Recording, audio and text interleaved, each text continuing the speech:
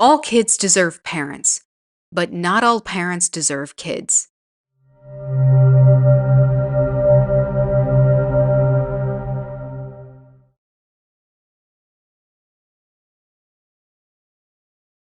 Hi, I'm Megan Myth and I talk about a range of topics, mostly social and or political commentary. I promote curiosity and critical thinking in all things. Asking why is a good thing. Welcome to my IMO series. This is where I talk about things other than Project 2025. And in this video, I want to talk about adult-child estrangement. This is very personal to me, but I've seen a lot of parent pity content online recently, and it feels important to me to give my own perspective on this topic. I'm talking about it in a very specific context. This is outside of situations that involve parental addiction, major mental health issues, or things like that, where the parent is truly remorseful. I'm talking about a parent mistreating their child and leaving the child no other choice but to cut contact after multiple attempts at communicating their needs. And this decision is not made lightly, despite what the media might lead you to believe. I have gone through this myself, and I've noticed this topic coming up more and more online. The thing that I find disturbing is the trend of blaming the children in this situation. I don't agree at all that children are to blame and parents are the victims. Let me explain. First, let's look at emotional abuse. It's any type of abuse that involves the continual emotional mistreatment of a child. It's sometimes called psychological abuse. Emotional abuse can involve deliberately trying to scare, humiliate, isolate, or ignore a child.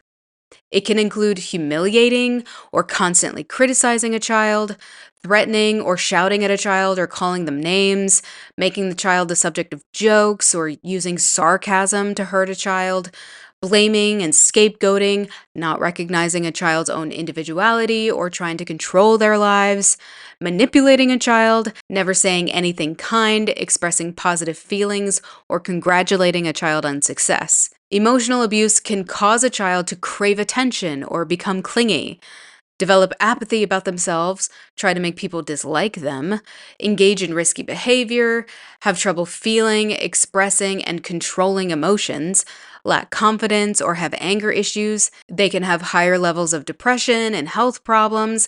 They can have other mental health issues, including depression, anxiety, and suicidal thoughts, eating disorders, self-harm, and problems forming healthy relationships, most of which I have experienced myself at one time or another. Emotional neglect is related. It is a form of maltreatment in which caregivers fail to provide the emotional and psychological support, validation, and attention children need during their formative years. It involves the absence of emotional responsiveness, nurturing, and engagement from the caregivers. It can look like a lack of emotional availability, ignoring or dismissing feelings. Phrases like stop crying, get over it already, or suck it up are examples of dismissing someone's feelings as unimportant. Absence of affection, inadequate attention, failure to validate, and lack of encouragement. Emotional neglect can be just as damaging as other forms of abuse. Just because someone wasn't beaten as a child doesn't mean they didn't suffer lasting damage. These two types of abuse can be the cause of children cutting off their parents at any given point. Emotional abuse and neglect are invisible in the sense that it is harder to detect that a child is suffering these types of abuses unless you know what you're looking for. This abuse can go unchecked for years or even decades in some cases. Emotional abuse and neglect wears down a person's psyche, so they don't care about themselves or anything else for that matter. They can become a shell of who they used to be. They can believe that they are worthless, that they don't deserve to be treated any better, or they can't succeed at anything they try to do. And sometimes they may not try to do anything at all because they know they will be met with criticism instead of support. If you're thinking, that's just life, then you are missing my point. This is an excessive amount of negativity that has a lasting effect on someone's ability to live life after they become an adult. It can impede their ability to thrive and become a successful adult. I've heard some people talk about how these things used to not be considered trauma, and kids are too absorbed in their own feelings today. That's also missing the point. This trauma has always existed. It's just that now we recognize it for what it is. Just because we didn't use the word trauma back then doesn't mean it didn't have the same effect it does today.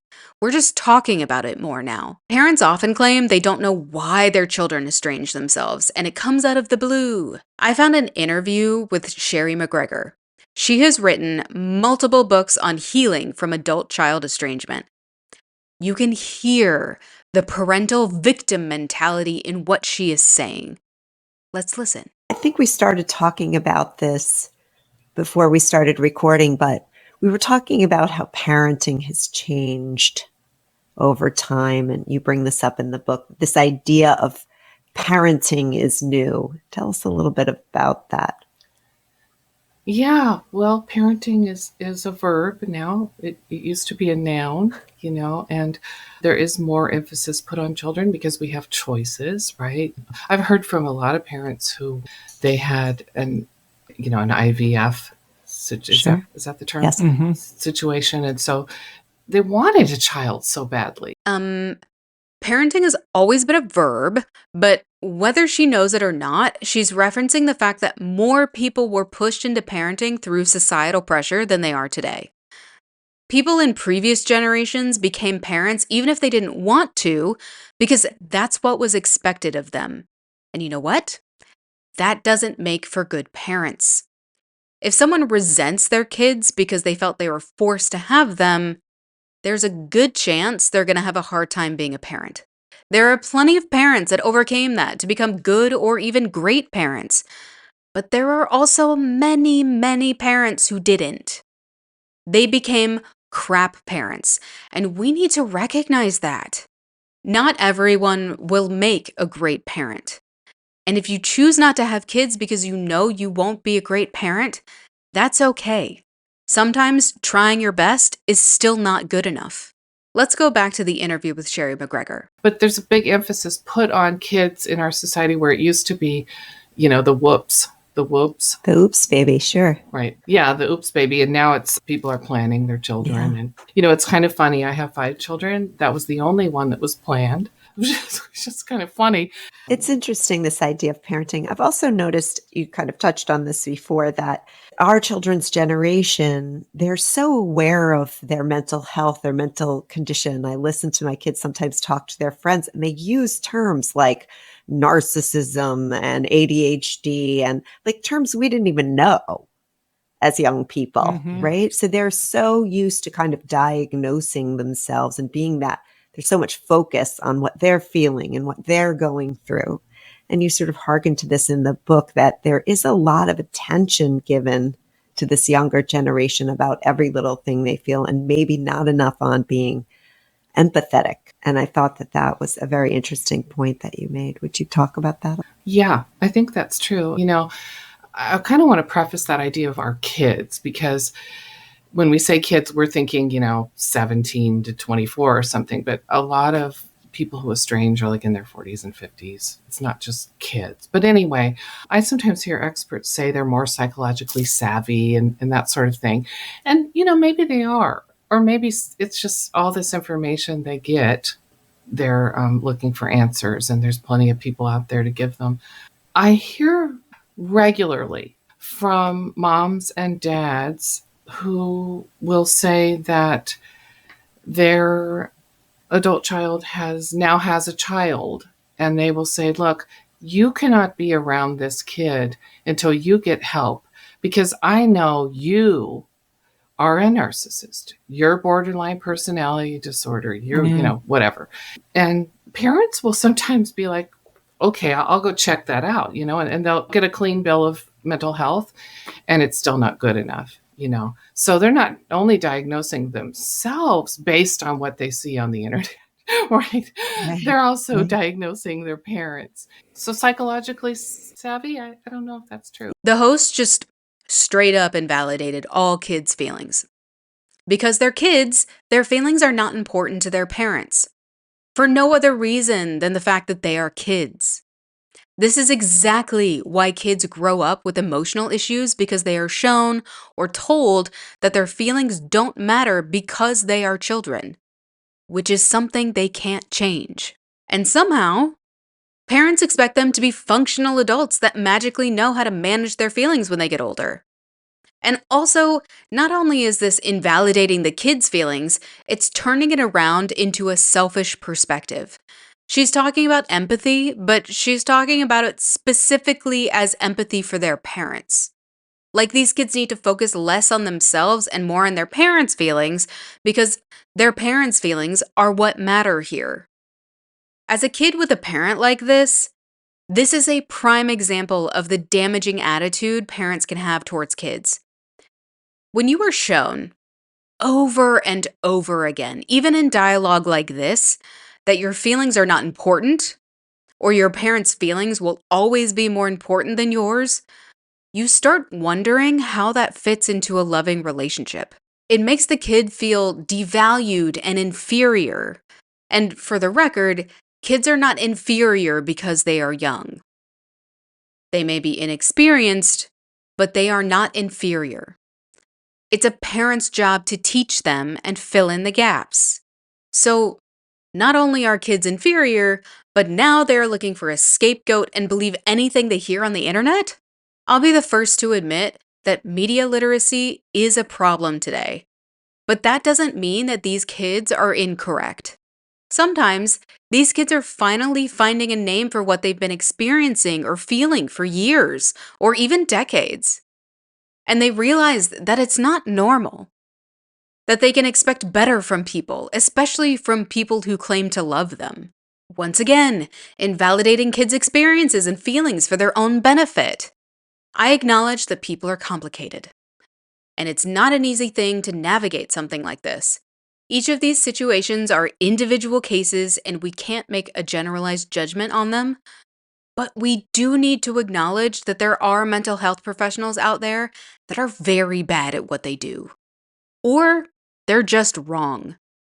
That's what second opinions are for. It is possible for parents to search for and find a health professional that will endorse the parent's perspective, regardless of whether or not it's healthy. I've seen this firsthand. It's also possible the parents are simply lying about their clean bill of mental health, or the parents conclude that the mental health professional is colluding with their child to make them look bad. I've seen that firsthand too. My own mother accused me of manipulating my therapist to make my therapist believe that my mom was treating me badly. I was 10. I didn't even know what the word manipulation meant at the time. Yeah, it's almost like there's an expectation that you're gonna be happy.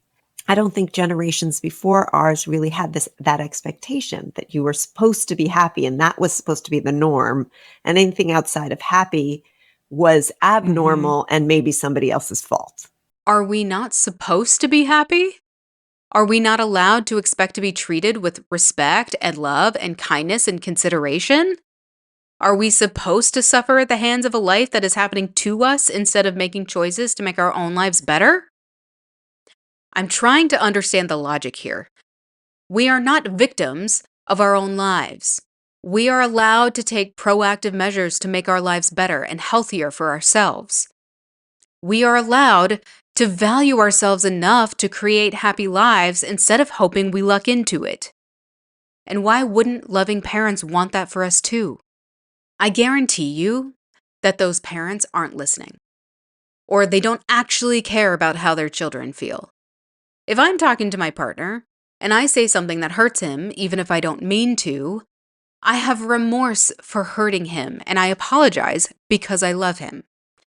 Same goes for him when he's talking to me. If that happened with a child of mine, I would do the same thing. If I learned that I hurt them, I would want to make sure I don't do it again. Because I would love my children, and I wouldn't want to hurt them, even unintentionally. That means I have to take responsibility for hurting them, even if I didn't intend to. In this kind of situation, my intent doesn't matter. I hurt them, and I need to apologize. End of story. I'm sorry you feel that way is not an apology because the speaker isn't taking accountability for their actions, and there's no attempt to change their behavior in the future. But for these parents who don't know why their child left them, They can't come up with any reason at all? I don't believe that for a second. In places like Reddit, there are multiple subreddits for adult kids who are estranged from their parents. Countless stories detail the lengths these children go to try and tell their parents how hurt they are, but their parents just don't care. And it's also very telling that all of the adult kid subreddits and forums are publicly open to everyone. But the parents of estranged children all have gatekeepers. Why is that? If these parents are truly victims of their own children, why do they need to hide behind a privacy wall? I want to switch gears a little bit here before we go any further. It's important to talk about the child parent power dynamic. A child is born to a parent. That child did not ask to be born. The parent, in most cases, consciously made a decision to have sex, which can have consequences, like a pregnancy. There are many pregnancies where the parents made the choice to have a child. Once the child is born, the child is entirely dependent upon the parent or parents. They cannot survive without them. As children, we become attached to our parents, both emotionally and physically. We are also conditioned through everything, media and other adults, to believe our parents will always love us and care for us. It's a romanticized version of a family. However, there comes a time when a child might ask themselves, why would my parent do or say that if they loved me? My own parents said to me, we're worried you're going to die alone because you're impossible to love. That left me thinking, if I'm so impossible to love, that means that you, my parents, don't love me either, right? I was called names, made to believe I was dirty, humiliated, and generally bullied, mostly after I became a teenager and was trying to find my own identity. How I was feeling about something was constantly invalidated, as though I wasn't allowed to feel certain emotions, and I wasn't taught how to deal with emotions at all. I was just told to get over it, or you shouldn't think this way. This is a potential sign of emotional abuse or neglect. If this type of thing keeps happening over and over again over many years, it builds into something that is so large, it can no longer be ignored. It's death by 1,000 cuts. Sure, my parents never beat me, but I was constantly asking myself, how is this a loving thing to say or do when you know it causes me pain? And this isn't something like being grounded or enforcing a curfew. This is when, for example, I, as a high schooler, told my parents that I believed I had an eating disorder. Their response? They laughed at me and told me I didn't have one. Their child was vulnerable and reached out to them for help about a serious problem, and they laughed, dismissed the idea, and never asked a single question about it. This is the kind of thing I'm talking about. In that moment, their discomfort and need to make this go away was more important than helping their child with a serious problem. The parent is the one that holds the power while a child is growing up. They are knowledgeable about the world, and their job is to teach their child how to become a contributing member of society. And part of that is providing the proper emotional support for their child so they can have good relationships with other adults when they get older. If you constantly tell a child, don't think that way, you're not teaching anything. You're just telling them that what they're feeling doesn't matter to you, the parent who is supposed to care about them. When a child finally comes to the conclusion that their parent or parents don't care about them in the way they believed they did, it feels like this massive betrayal. Like the parents you've known have died. When our parents, who we are told love us unconditionally and who are supposed to support us when we need it, don't actually love us or even like us, it's one of the biggest betrayals anyone can experience in their lifetime. We feel utterly alone, especially if someone is an only child like me. Parents are fallible people. They aren't perfect. We know this, but there is a difference between a good person making a mistake, then making amends and owning it, versus a bad person who does good things once in a while. People are complicated, but children have not experienced the world like their parents have. Children are not born with the life skills to know if what they are saying is hurtful or supportive. They have to be taught those things. They have to be taught how to feel and control their emotions or process them when something major happens. Emotions aren't a bad thing. They also aren't permanent. Even tough emotions are just something you feel for a time. Once you process them, you can move on. But you have to be taught how to do that. So when a parent says they are a victim of their own children, I have to wonder, what part did the parent play in that situation? It was their responsibility to prepare their child for the world. Did they fail in their duty and hold the child responsible for their failure because they didn't raise themselves the way the parents wanted them to? Parents can't absolve themselves of any responsibility when a child cuts them off. They have to be accountable for their major part in the reasons why.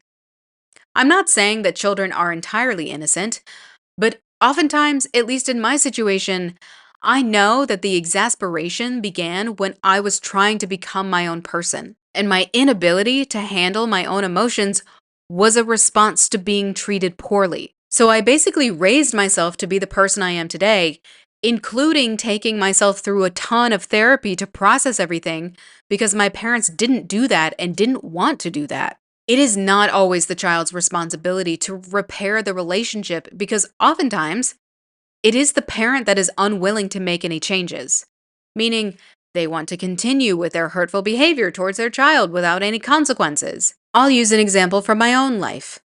I have told my parents time and time again that I am willing to work on our relationship if they go to therapy. They have a lot of issues they need to sort out, and I am not responsible for managing their feelings.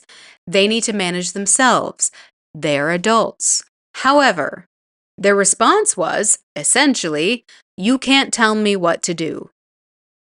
To this day, I am still willing to work on our relationship, but from what I see, they don't care enough to do anything about it. I want to love and care about my parents. I want to be friends with them. I want to have a relationship with them. But it would be unhealthy to do that with who they are right now. They treat strangers better than they treat me. I think most people who cut their parents off feel similarly. Estrangement is a last resort. Sometimes it's the only option left after you've tried again and again and again to let your parents know how much they hurt you. And when they dismiss you or belittle you time and time again, eventually it leaves you without much in the way of options. You have to ask yourself, how much more of this can I take? And then the realization comes of, I deserve better than this. Sometimes becoming a self-imposed emotional orphan is better than constant mistreatment. All kids deserve parents, but not all parents deserve kids. Thank you for choosing to spend time with me here. You can find links to my sources in the video description. If you like this video, please like and subscribe below. You can click the bell to get notifications whenever I upload new videos. Let me know your thoughts in the comments, and I hope to see you again soon, and don't forget that asking why is a good thing.